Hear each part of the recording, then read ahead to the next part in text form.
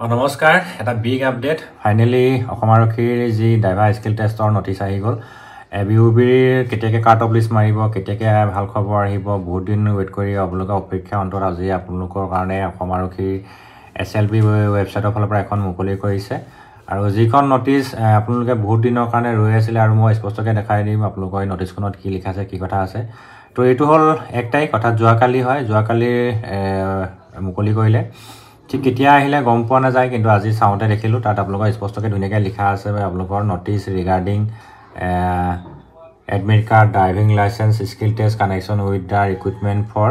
আৰু ইয়াত নটিচত ভিতৰত কি লিখা আছে মই আপোনালোকক দেখাই দিব বিচাৰিছোঁ আৰু এইখন হ'ল SLBRB ৱেবছাইটত উপলব্ধ এই নটিচখন ধুনীয়াকৈ আপোনালোকে চাব পাৰিব ইয়াত মই ধুনীয়াকৈ লিখি দিছে কি কি দিয়া আছে নটিচ লিখা আছে ৰেফাৰেন্স ৰিক্ৰুটমেণ্ট ফৰ অৰ্থাৎ আপোনালোকৰ ডেটটো দেখাই লওঁ 1 তাৰিখ 3 মাহ 2025 654 post of driver constable in Assam police in pursuance of advertisement ইমান তাৰপিছত 3 post of constable driver 9 post of constable despatch rider 2 post of constable handyman 14 post of constable messenger in appear in pursuance of advertisement issue vide ইমান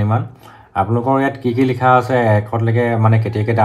admit download কৰিব লাগিব সব লিখা আছে আপোনালোকৰ আৰু স্কিল টেষ্ট ক'ত হ'ব ইয়াত ধুনীয়াকৈ লিখা আছে ইয়াত দেখিছে নিশ্চয় যে the driving test skill taste of the qualified candidate will be held with effect from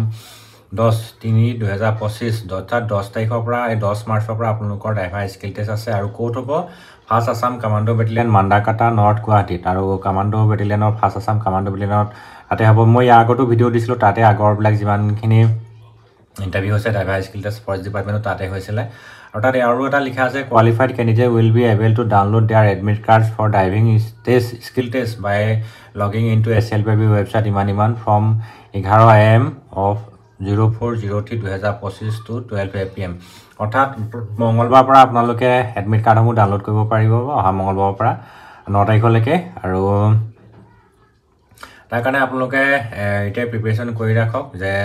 মানে কাৰ কোৱালিফাইড হৈছে ড্ৰাইভাৰ স্কিল টেষ্টৰ কাৰণে তাত আপোনালোকে 4 তাৰিখে আপোনালোকে ইয়াৰ ভাল খবৰ পাব যে আপোনালোকে সেই কোৱালিফাইড হৈছে না স্কিল টেষ্টৰ কাৰণে আৰু ড্ৰাইভাৰ স্কিল টেষ্টত কোৱালিফাইড কৰাৰ পিছতহে আপোনালোকৰ আকৌ যি